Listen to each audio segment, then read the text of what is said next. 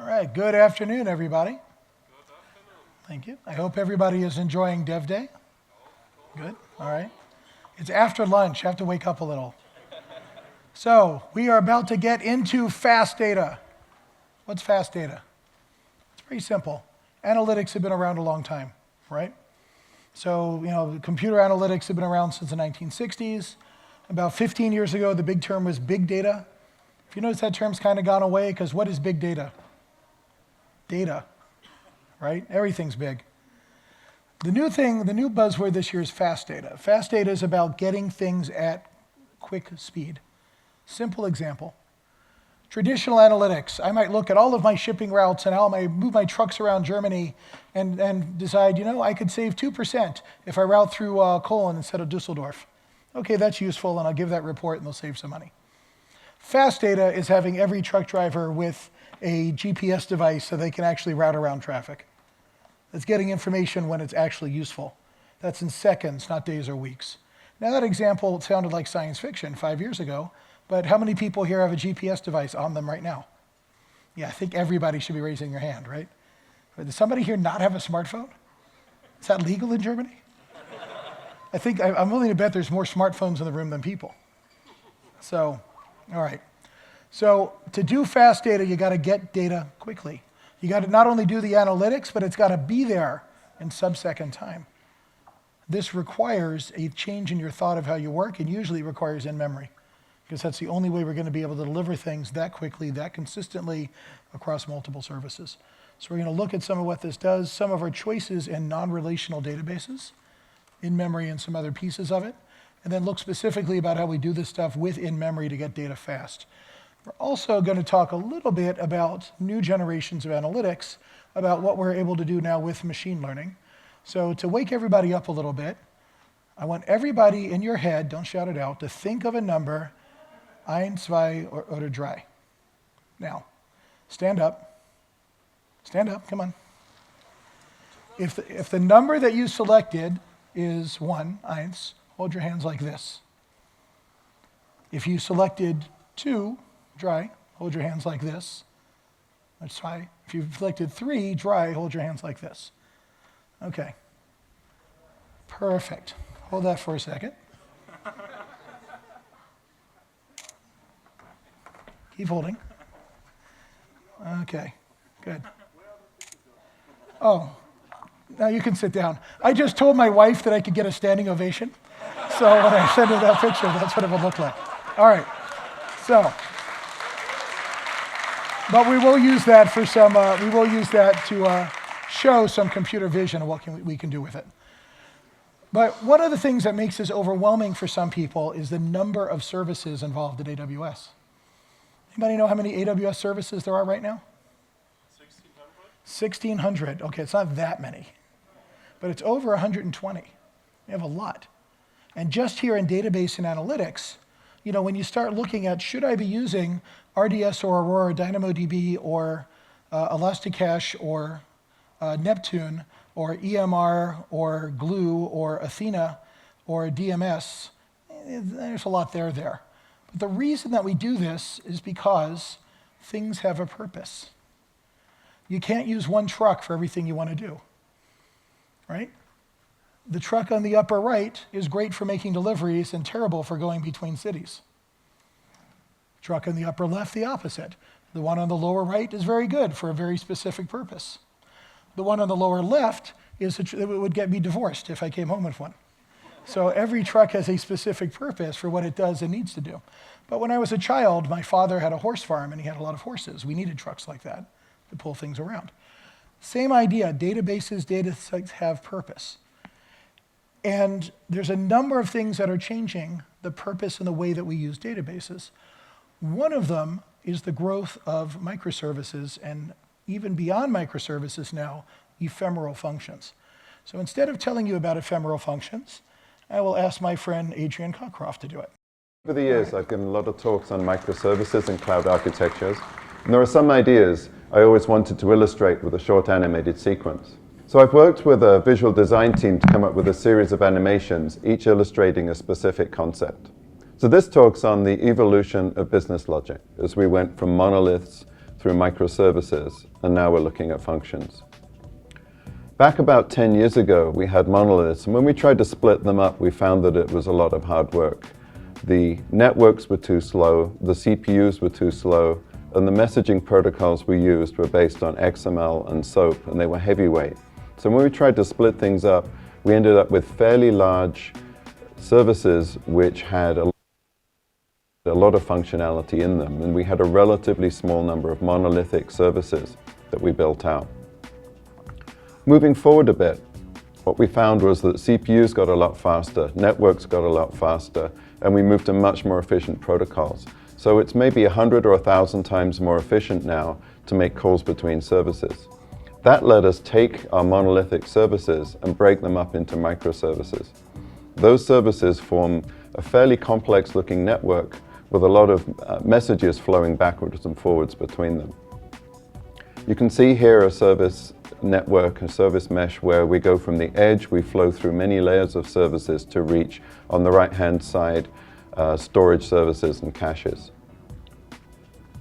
Now we take that environment, we think about the way that these services are becoming more standardized. So rather than building all these services ourselves, we're starting to use off-the-shelf services that are scaled, they're highly available, and they come from AWS. So we have SQS, DynamoDB, Kinesis, SNS, and S3, and we feed them all from the API gateway.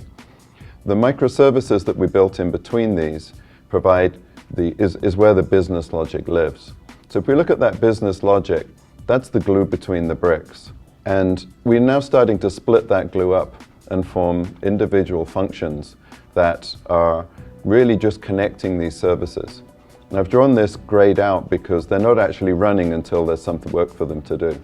You get a request coming in on the gateway, and it gets routed through a few functions and finds its way to a particular set of services. By doing this, it's incredibly efficient in terms of runtime, because whenever the system is idle, it shuts down and costs nothing to run. Everything is always 100% utilized, and it turns out these functions we're writing are really short and easy to write, and it's very fast to develop these systems too. So we've seen over the last decade, really, moving from monoliths to maybe 5 years ago when microservices emerged, and right now we're starting to see functions pick up as a new paradigm for building new business logic. I hope you found that interesting. Please let me know what you think via comments or Twitter at AdrianCO, and stay tuned for new stories. Thanks for watching. So Adrian is an old friend of mine. Before he joined Amazon last year, he was chief architect at Netflix for about 10 years. And before that, he created ZFS at Sun Microsystems a long time ago. So he's dealt with this stuff and used a lot of it. And these are the kind of things that we're finding as we change from a traditional application, like enterprise SAP. Big application, does a lot of stuff. But a big SAP installation has a few hundred users. Maybe a really big one, a few thousand. And I'm doing request rates that are in the tens of thousands per second, and I'm accessing it mostly with PCs. Now we're in the world of cloud applications, millions of users. Data volumes in terabytes are small now. Are you old enough to remember when a terabyte was a huge amount of data? And now it's 100 euros on that you pick up at the electronics store. It's nothing.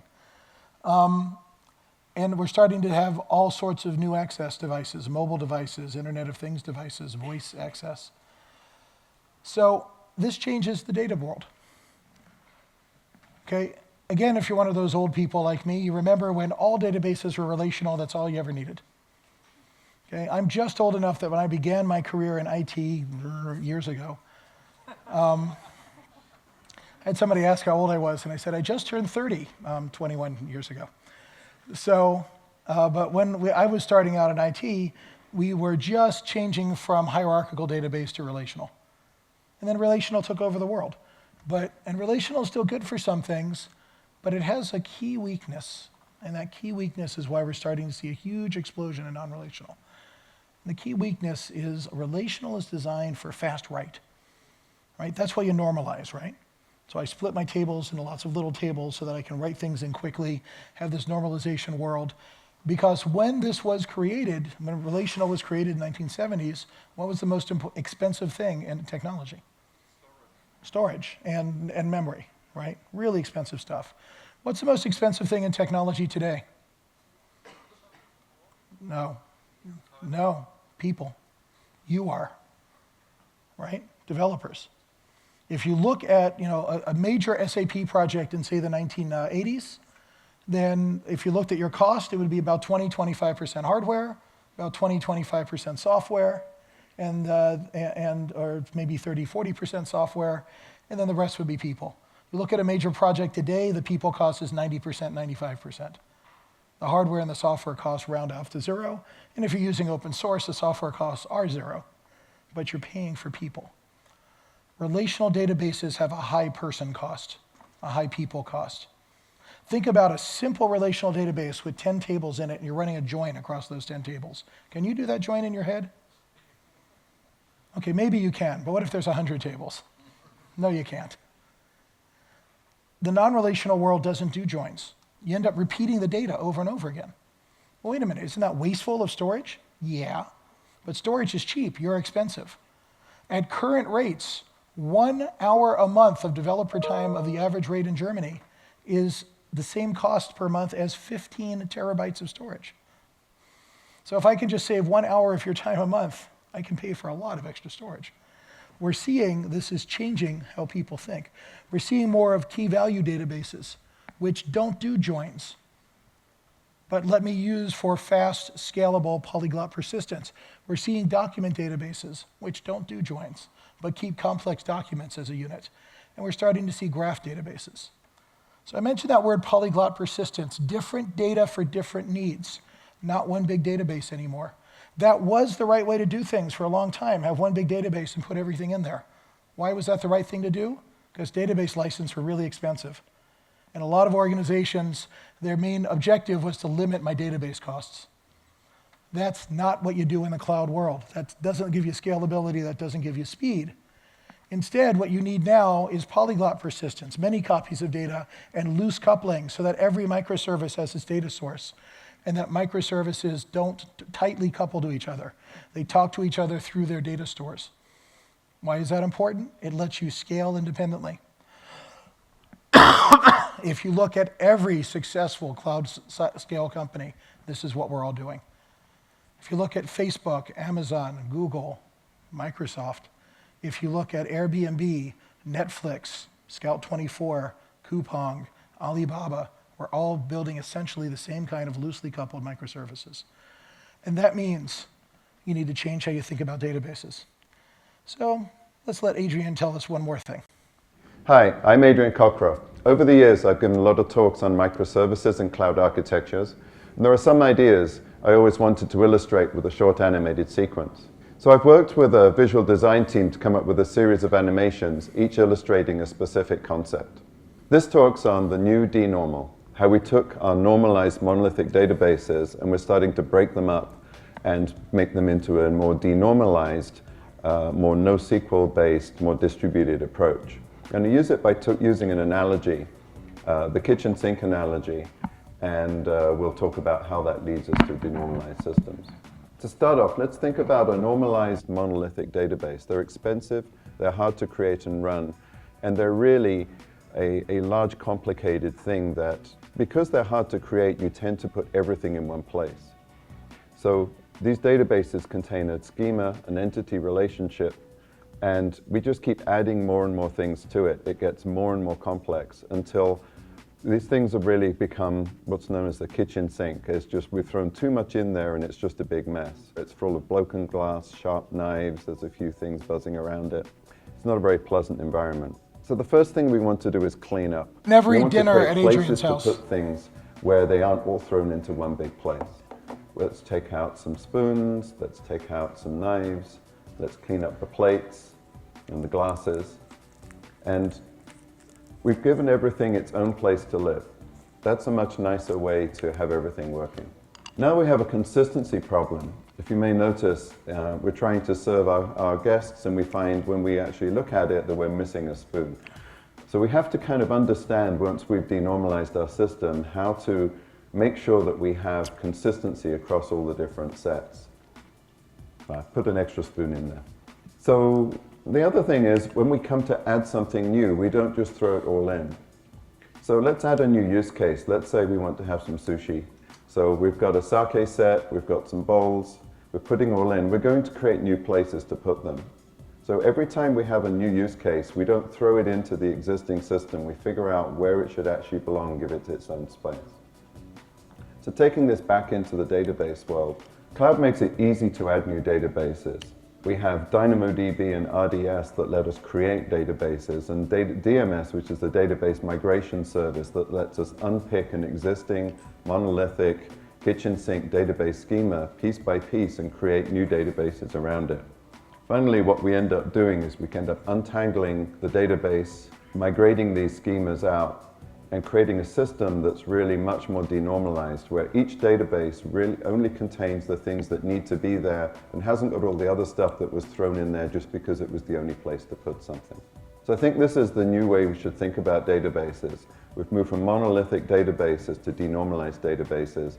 And we do have to worry about consistency across databases, but it turns out that's actually an easier problem to solve than the problem of dealing with a tangled together kitchen sink schema.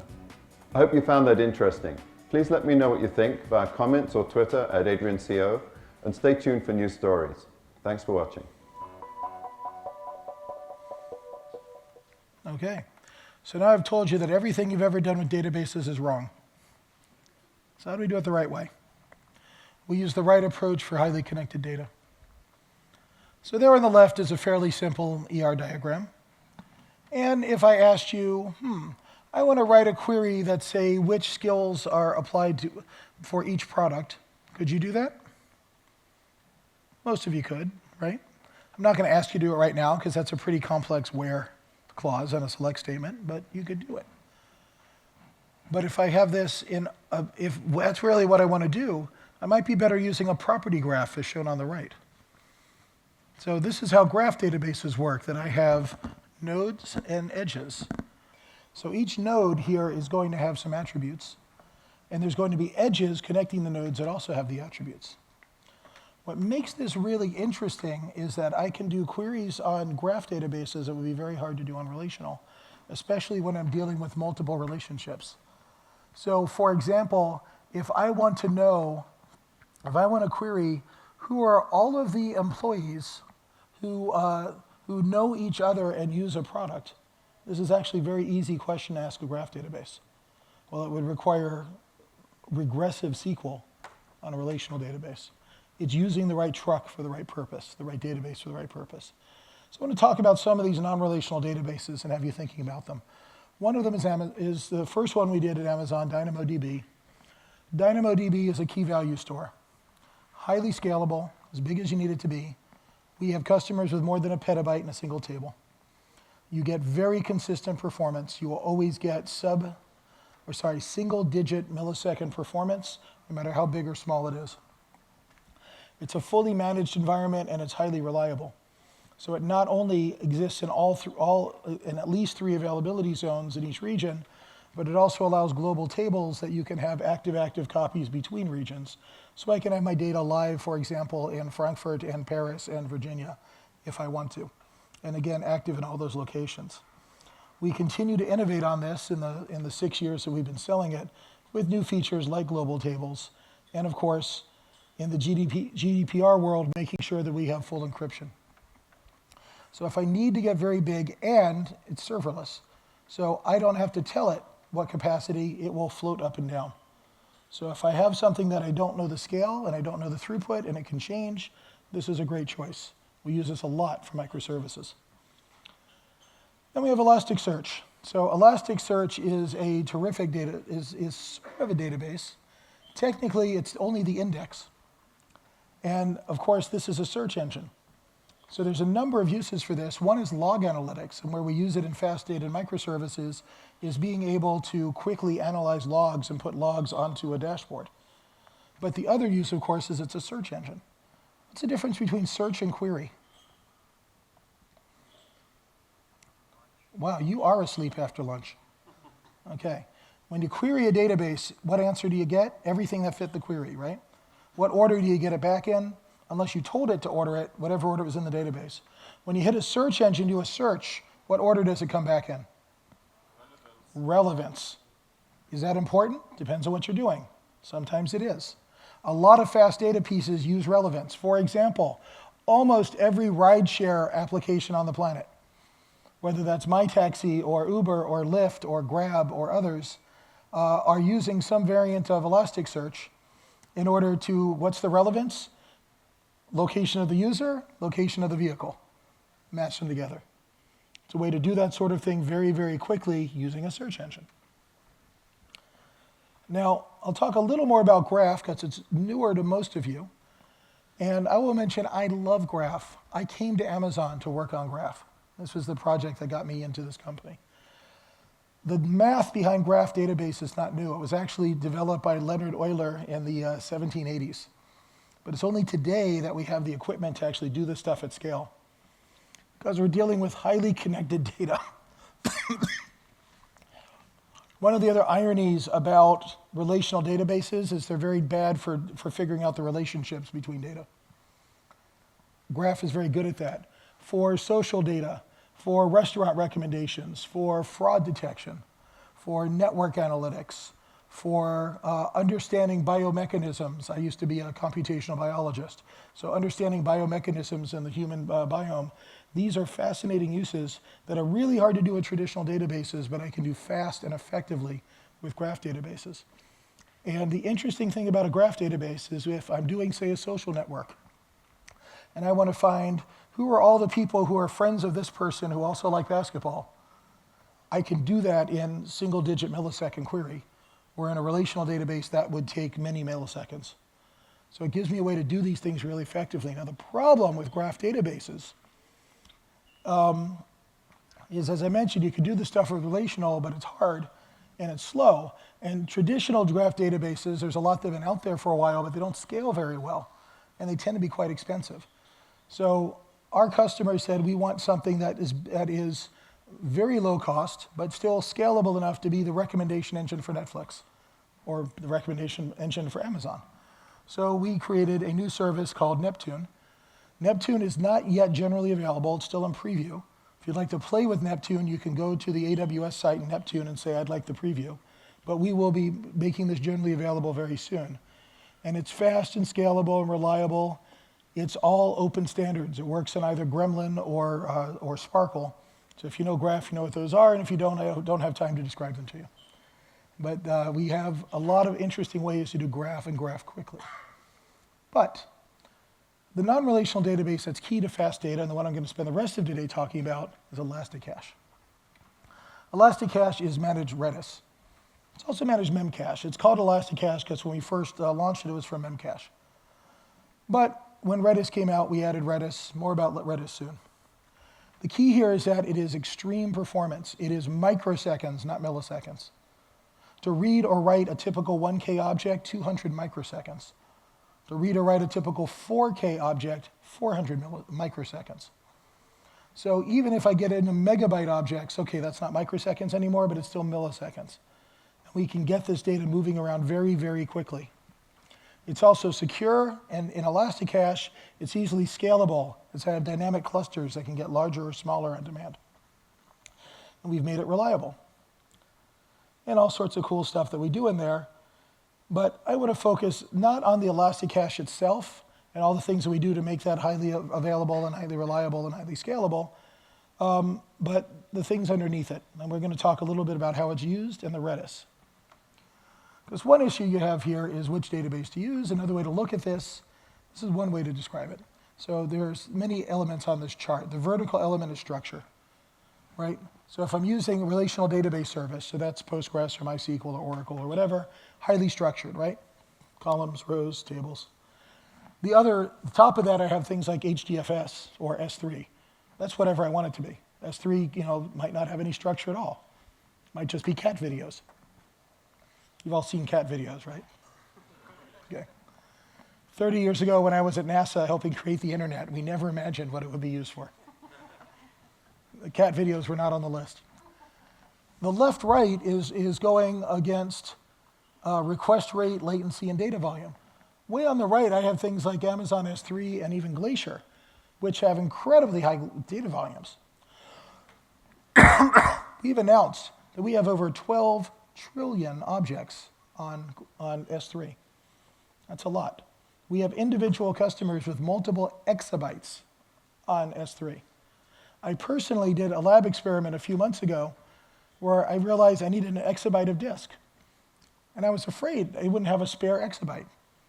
So I, sent an email to the S3 people and says, okay if I use an exabyte? I said, yeah, as long as you need it, no problem. I'm amazed at that. I thought a terabyte was huge. This is 1 million terabytes. On the other hand, the time it takes to move stuff in and out of S3 is measured in seconds, not milliseconds usually. Certainly hundreds of milliseconds at worst. And then Glacier, which is even bigger and cheaper, that's like, you measure it in transactions per day, and it can take minutes, because that's an archival service. Far left on here, I have DynamoDB that can grow at any rate, but each item is limited. So each row, each item in DynamoDB can only be 400 kilobytes. Then I have Redis, so Elasticache. Now Elasticache, the items can be pretty big. They can be 512 megabytes each, but not that many of them. Because when you're an in-memory database, what's your limit on storage? Memory. I only have so much memory. Now, in Elasticache, I can have fairly large clusters, which means my maximum actual memory size can be up to 7 terabytes in the cluster. Is that a lot of data? Yeah, it depends on what you're doing with it. But it's a fairly large amount, right? It's not tiny. But usually the stuff we're going to be putting in here for fast data is going to be in the megabyte or gigabyte size, not the terabyte size. But we can get up to the terabytes if we need it. So what is Redis? Well, first of all, Redis is an example that once you name something, you're stuck with that name forever. This was a project in Italy back about 10 years ago to create an open source ERP system. The project actually failed. But while putting together the project, they created a remote directory service. Remote directory service. That's Redis. Redis is hugely successful. Redis is one of the 10 most popular open source projects in the world. So it's not way up there with number 1 and 2, which are Linux and Git, but Redis has downloads that are comparable to other very popular products like Postgres or MySQL or Elasticsearch. And we've got huge numbers of people using it. So I would mention the person who originally wrote Redis is still very prominent in the community. His name is Salvatore Sanfilippo. Online he goes by Anti-Res. So he's kind of the Linus Torvalds of the Redis world. And he writes really entertaining rants when he gets angry about things. And actually lives in Sicily, in southern Italy. So he keeps driving this stuff forward. Some of the things about Redis. So one, it's ridiculously fast. It's actually in the documentation. As we said, it's usually sub-millisecond. Second, it's open source. Now, Elasticache has hosted Redis, and we've done things in Elasticache to make it more reliable and secure. But it is a drop-in replacement for open source Redis. So if you're using Amazon Elasticache, you don't like it, you can make a snapshot and restore it onto any other Redis cluster in the world. And the reverse is also true. If you're using Redis, you want to move it onto Amazon, take a snapshot and restore it. There's some persistence, but not much. Now this is where we get into what we've done with Elasticache. The way you normally do persistence is do a snapshot. You copy it to disk. It's more of a backup. In open source Redis, I can't do that snapshot if I'm using more than half the memory, right? Because it needs somewhere to put the copy before it puts it down. In Elasticache, you can do that snapshot no matter how much of the memory you're using. And how do we do that? We cheat. We have this cloud. So we have other resources we can use to make the snapshot for you. So you can make snapshots whenever you want, and then that will write the stuff out to the disk. Now, because that uses some resource when using Elasticache, we only allow you to do that 20 times for 24 hours. So if you want to make a snapshot every second, go for it for 20 seconds. Then it'll be tomorrow before you can make the next one.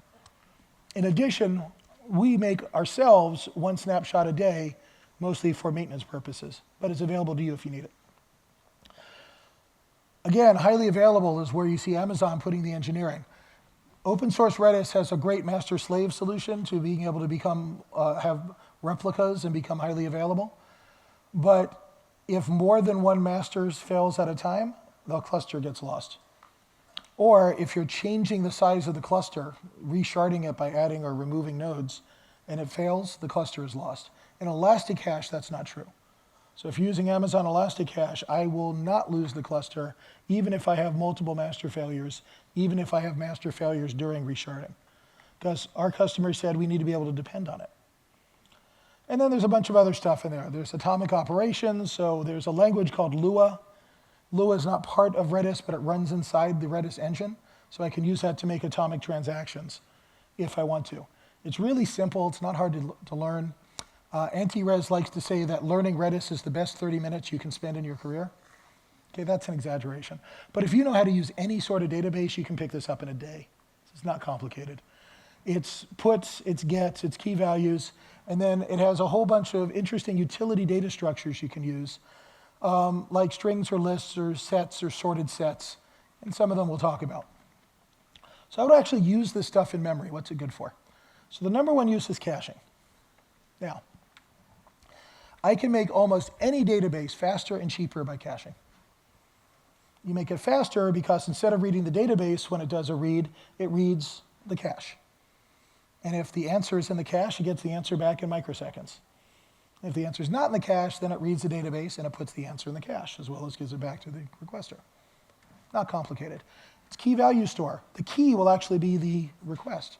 So the key would be something like select flights from available where origin equals MUC and destination equals LHR.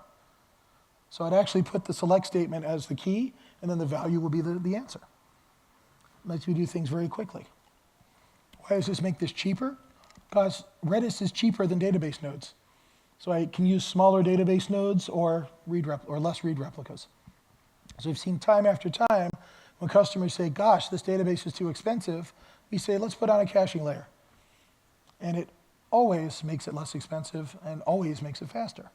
Okay, if it's a really small database, it might not be faster. If it's 90% right, it's not going to be faster. But this lets me get most things or cheaper. I mean, make most things better.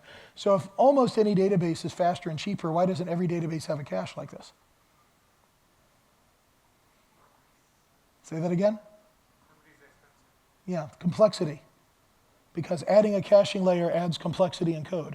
It's something I got to write, it's something I got to check, it's something I got to test. And as we all know, you're all developers, right? Mostly developers. What does complexity do to your projects? And at best, it delays it. At worst, it kills it. So it's not always worth the complexity cost as one of the things to examine. But doing this is not hard, and they're common patterns. So this is what's called lazy load. So lazy load is you write your client to always read from the cache. On a cache miss, go read from the database and write the answer into the cache. Now, the problem comes up there. What if the database is updated? Now the cache is wrong. So this is the Lambda function that you see up there for what's called cache invalidation. So I write a trigger on a Lambda function on a trigger that says when the data in this database changes, any caching that deals with that data, invalidate it.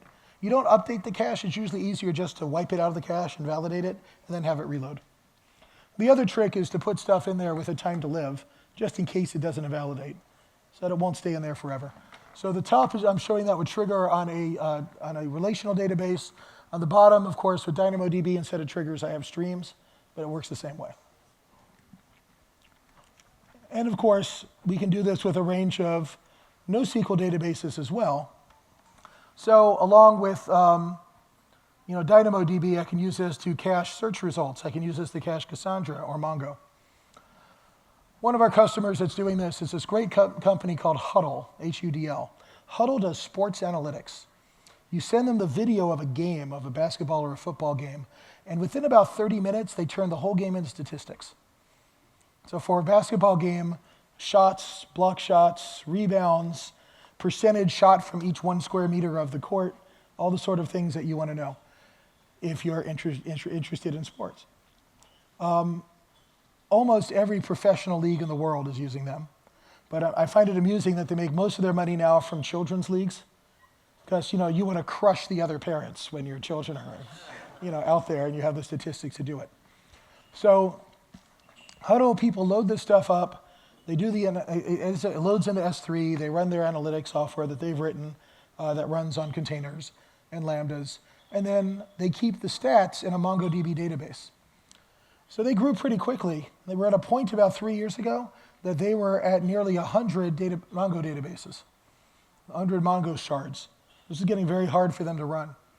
So we said, let's try some caching. So we put Elasticache in front of it. Today, they're 5 times the size they were 3 years ago, and they only have 6 database nodes because this is very cacheable. Most people are interested in the most recent games, right? So we don't need as much power to be doing these queries. So this radically reduced their costs of running their business. We have many other examples of that. We'll talk about some of them later. But again, it's the same kind of lazy load that we talked about that we can do this. And we end up, it's hard to read on this. You'll get copies of these next week. But you can see some code examples that are embedded in here about how I would actually write that. Now another use, totally different use, is enriching streaming data. So this often happens that I have data coming in a stream, and I want to do something with it. I might want to decorate it by adding additional data fields. I might want to pull some data out or anonymize data. I might, for example, have personal data that I don't really want to have going forward, that I might want to anonymize or just remove. So Redis becomes a great holding place for that, so that we take the stream and we feed it into Redis. Then, or Elasticache, and then we have Lambdas act on the Elasticache to change the data, transform it as I want, and then when it's done, you can have it go back into another stream to head for whatever analytic target you want it to be. This is commonly done when people have streams and stream analytics. Same sort of thing with big data, right? So I'm going to collect and process that data, and I'm going to store it both in Elasticache and S3. S3 is cheap but slow, so I can leave it there forever.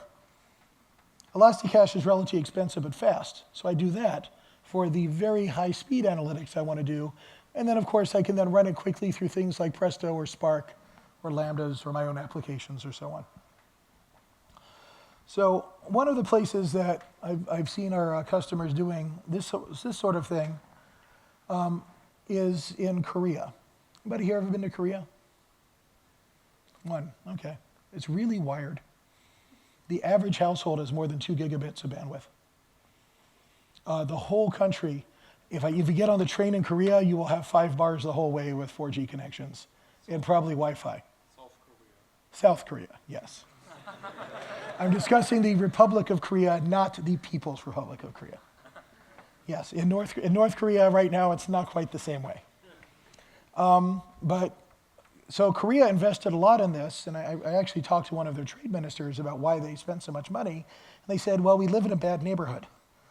And the only real resource we have are smart people, and we want to get them connected. So this has some interesting effects in Korean society. One of them is esports are bigger there than any other country in the world. When you're in the train station, sometimes it's football on the screen, and sometimes it's like video games. I'm watching professional video game players. But the other interesting thing is you get used to high-speed data access and fast data. So one of our customers there is doing relevant ad placement. We all get ads on our mobile devices all the time, right? How often are they relevant to you? Yeah, I got one this morning that was trying to sell me tampons.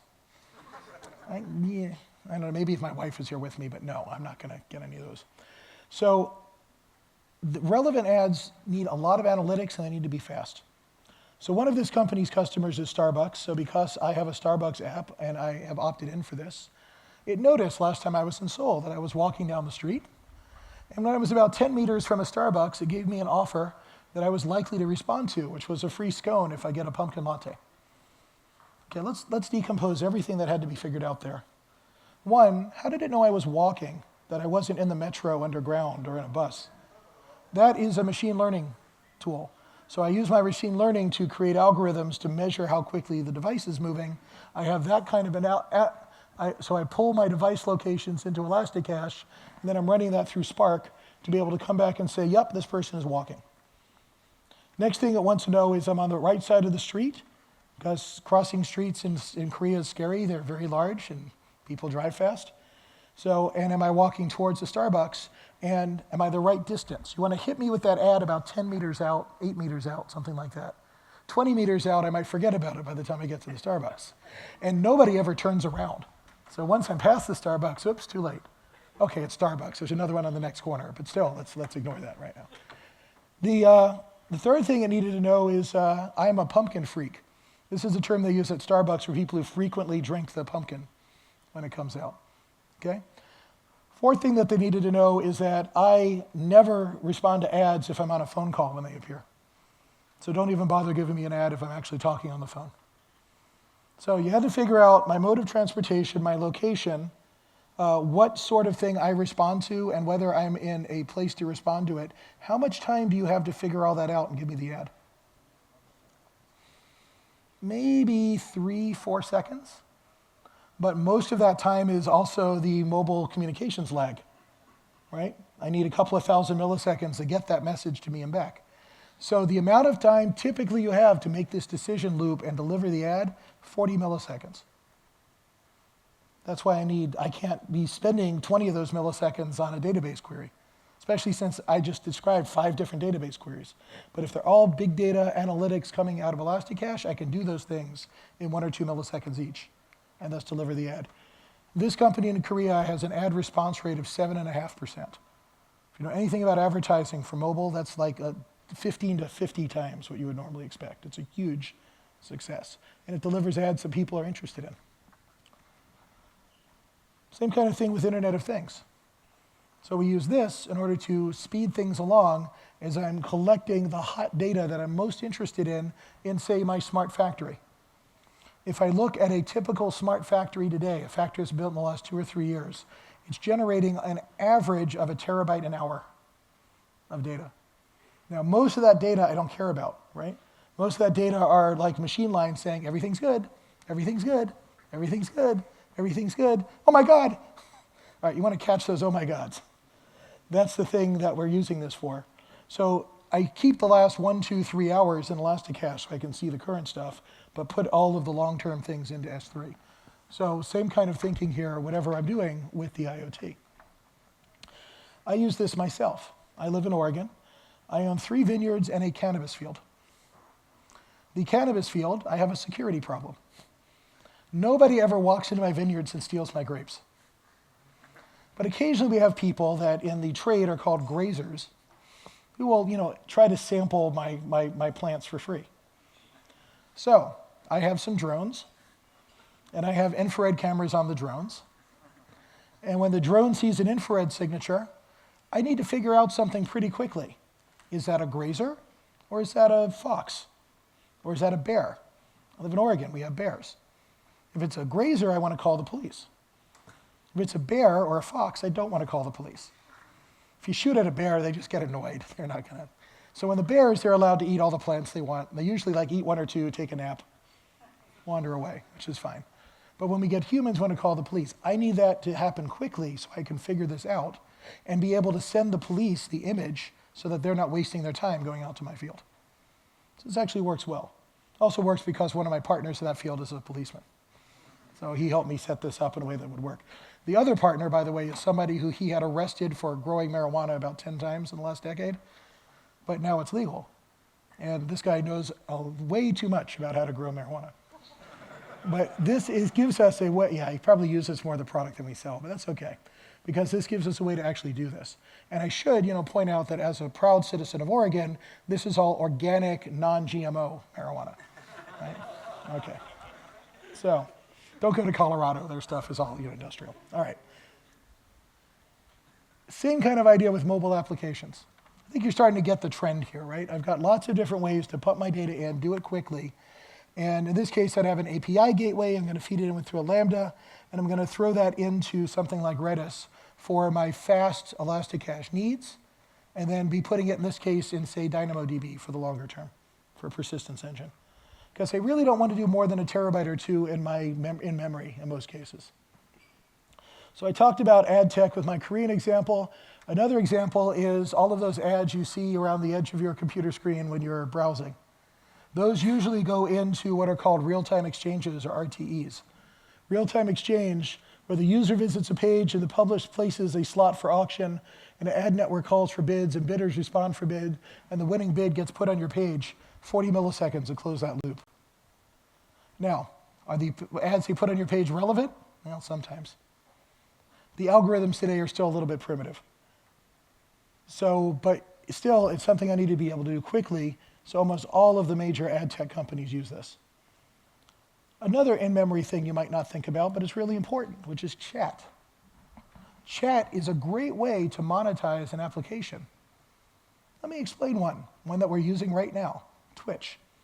You know that this is being broadcast on Twitch right now. Now, most of what Twitch broadcast, what they started with, was broadcasting games and esports. So when Amazon first purchased Twitch, my first question was, who wants to watch other people play video games? Okay, it turns out I was wrong about that. Lots of people do. We do like championships, and we'll get 3-4 million people watching. But the other one I questioned is, how do you make money showing other people playing video games? And the answer there is really simple. It's chat. You let people pay 99 cents to post comments on the chat stream during video game tournaments. Does that sound stupid? Maybe, but it's generating millions of dollars. Chat is a way to engage your users. If you do mobile apps or any kind of social app, to let people communicate and do that. But chat is actually technically trickier than it sounds because I have to do complex publish and subscribe between different groups. So there's many chat frameworks out there you can use, but almost all of them will give you a choice to use MySQL or Redis underneath. And if you want speed, you need Redis. If you want scalability, you need Redis. The largest chat system in the world doesn't run on Amazon, but it is a Redis system, and that would be WeChat in China, where they have 800 billion users on one big open source Redis cluster. A really big open source Redis cluster, but it's there. So, speaking of gaming, leaderboards are usually associated with gaming. One of the tricks in Redis is what's called a sorted set. When I put information in in a sorted set, and by the way, sorted sets always start with Z, so you see a Z-add command or a Z-rev range. So there's Z-add, I'm creating a sorted set called leaderboard, and then I'm putting in a score and a player. Those are not stored in the order they're put in. They're stored in the order of the score, so that when I look for a score, I can pull it back in 100 microseconds. So I want to do something like, say, who are the top top players, or what's the rank of Sauron, and it comes back as a 3. Wait a minute, Sauron's number 4. Redis is written in C, right? 0, 1, 2, 3. All counting starts at 0. But this is interesting for things beyond games. What are the most popular products sold with the product I just ordered online or put in my shopping cart? What equities are normally traded with this equity? What are the top bonds selling today? What are the top bonds selling for people in southern Germany today? And it makes it really easy to put together these leaderboards to get fast information to people in ways that I could do with a query on a database, but it would take milliseconds. Here it's 100 microseconds, a tenth of a millisecond. And then the last thing I'll talk about is write metering. So write metering is what I use to keep things from overflowing. So this example actually comes from Adobe. Anybody use Photoshop or any of the Adobe products? A few people nodding. So my wife has a great hobby. She likes wilderness photography. So my hobby is carrying things. So we go out in the mountains, and I have a 100-kilo bag with tripods and batteries and whatever, and we take pictures of the elk and the deer and the bears. And it took me about 3 trips to realize that Vicky does not need to outrun the bear. She only needs to outrun the fat guy with the 100 kilos of camera equipment. Although the other thing I've learned doing this with her is in the autumn, when the bears are eating fish and getting ready to sleep, they like photographers. They will pose, they'll like catch a fish, things like that. In the springtime, where they just woke up and they're kind of angry, stay away from the bears. So these things she learned. So she hasn't had to outrun a bear yet, but we've learned these things. But we go out, we'll spend 2, 3, 4 days in the wilderness, we'll come home, I will go take a shower and clean off all the equipment, and she'll go upload a few thousand pictures into Photoshop, both to archive them and maybe to touch them up or put notes on them or so on.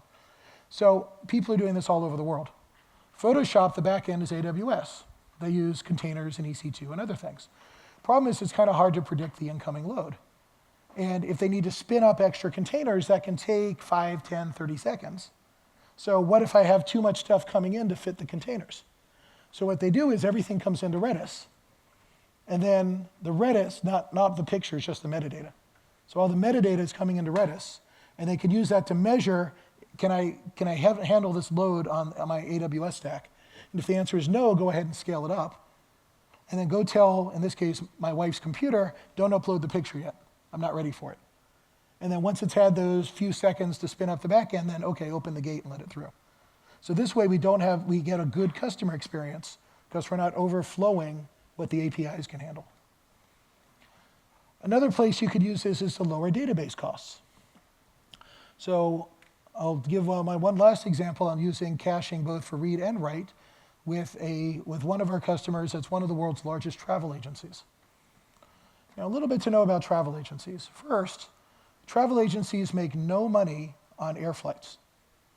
All of the profit comes from hotels and cars. It's a simple reason for this.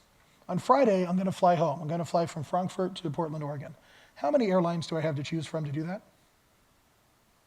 2. How many hotels could I stay in Frankfurt? More than 2, right? And there's a little money in renting cars. It's not as many as the hotels, but there's some competition there. So if you run a travel agency, you really want people to do hotels.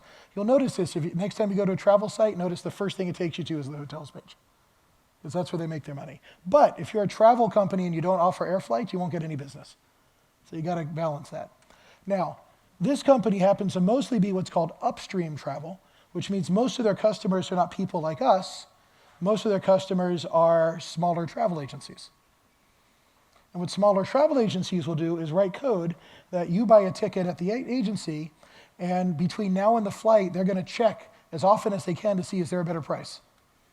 So what does that do to the database at the upstream? It's a heavy load, right? Because every agency for every ticket is going, is there a better price now? Is there a better price now? Is there a better price now? How about now? So you can see why caching became important. Because how often do ticket prices change? Usually 2 or 3 times a day. Not every ticket will change, but there'll be uploads from the major GDS services. So that's when it will invalidate the cache and it'll go check. But this is important because it lets those downstream agencies ask as much as they want and not incur significant costs to the upstream agency. On the writing side, this agency will also take that data and write it into an Aurora database in order to do their analytics and make sure am I actually doing the best pricing. But that data tends to come in spikes. So initially, they were having these spikes that I need to be able to write 100, 200,000 lines per second. That was requiring huge Aurora instances. But if you even it out over a day, yeah, the average was about 3,000 a second. So I think you already see what the answer is here, right? You write it into Redis and let Redis stream it out at 3,000 a second. They gave them a little headroom and they made it 4,000 a second. And that let them go from giant database instances to very small database instances. And that the total project has saved them about 70% of their cost of doing the analytics. Now, as an aside, one of the things I love about working at Amazon and Amazon Web Services, I spent a lot of my career in more traditional service companies, particularly one that's large and blue. And what we were taught to do there is give your customer a big hug and never let go. And maybe put this hand in their wallet to make sure you're getting stuff. The Amazon approach is the opposite of that. It's our goal is to build great organizations that will be successful long after all of us are gone and retired. So at Amazon, when we find a way to save a customer a large amount of money, the reaction Amazon is, great, that's good. You're going to get a bonus because you just helped that customer succeed. They're going to grow, and they'll spend more money on us over time. So, I mean, we're still a company trying to make money. But our approach to doing that is to help people do it. And this caching is one of the ways that we can do that. So if there's one thing to remember from this whole discussion, it's that microseconds are the new milliseconds. And this, as we get into a world of fast data, in a world that I can't do everything on relational anymore, I can still use relational, but relational becomes kind of my analytic environment and my long-term store. I want to be able to do things in milliseconds and sub-milliseconds quickly, consistently, reliably, and securely. And that means you're going to be using a different truck. It means you're going to be using one of these non-relational services to build that and do it. So the last thing, of course, to mention is our terrific partners. So if you have not visited them while you're here, please do so, as they have some interesting things to do. And 3 of these have a lot of skills in helping you build fast data solutions. The other one builds processors that empower fast data solutions. So we're all there. Does anybody have any questions? Oh, come on. Somebody's got to have a question. There we go. Please bring this man a microphone. Because, you know, we are being broadcast on the internet right now, so make it a good question. Okay, thank you so much. My name is Hao from an insurance company. I'm interested in about the applications for enterprise or let's say B2B kind of business, because the example which you just told are excellent, but they are very focused on the consumer product or consumer facing products. So Yes. can you share some experience on like enterprise level products? Absolutely. So I'm using consumer examples because we're all consumers. Yeah, absolutely. Right. But I think everybody here has at least one insurance policy, right? I hope you do. So this is where fast data comes into, so partly I'm going to give an insurance consumer, and then I'll give an insurance B2B. One of the things that's changed in the insurance business, particularly in property and casualty, is insurance used to be about write one policy and sell it to as many people as you can. The new world of insurance is write a policy for you and your stuff, and a different policy for you and your stuff, and a different policy for you and your stuff, because we all care about different things. Okay, you got to be able to do that really fast. You got to be able to get information from somebody about what they want and give them a quote within seconds, or else they'll wander off and do something else. So that's a place in insurance. Now, when I get to the B2B enterprise, I'm not always going to be at these very low latencies, but I could be depending on what I'm doing. So certainly when I'm doing equity trading or bond trading, you know, between enterprises, I need that to happen in very low periods of time. One of our customers is using a mix of Elasticache, DynamoDB, and Aurora and Lambda to settle about $3 trillion of bonds a day. And what happens if they fail to settle the bond within 30 seconds? They have to pay the interest on the extra time they hold the bond. Now you might think 30 seconds of interest isn't much. It is on $1 trillion of bonds. It adds up pretty quickly. The average transaction is about $45 million US. We have other places in the enterprise world where we're using the caching and the in-memory. Again, anytime I need to be able to get things to move very, very quickly and with a minimum of friction.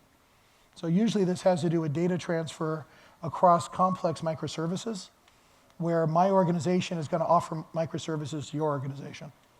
So you might be in retail, I might be doing payment services. When you send a payment to me, you need it processed and back to you in milliseconds. So that's again a place that we're going to use this caching. Does that help? Yeah. Thanks. Any other questions?